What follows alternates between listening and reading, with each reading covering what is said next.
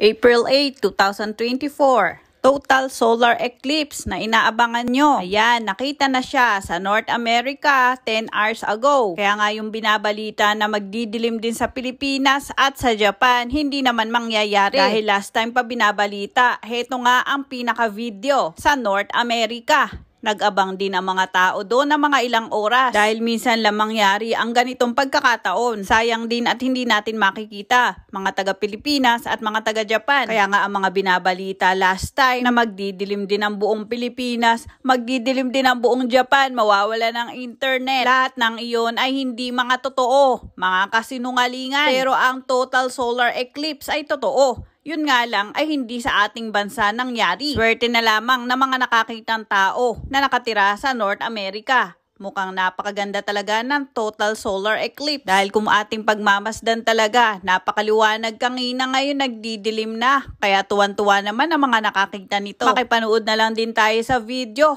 sa mga naghihintay na tao na nakatira sa Pilipinas at mapa Japan. Hindi na magdidilim dito. Kaya't minsan yung balita sa TikTok, huwag kayong basta-basta maniniwala. Totoo man ang binabalitang may total solar eclipse, nangyari na nga. Pero hindi mismo sa ating bansa, kundi sa North America. Makipanood na lang kayo sa mga video dito sa TikTok. Ang video na ito ay nakita ko lang rin mismo dito sa TikTok at isinare ko lang sa inyo para mapanood nyo rin.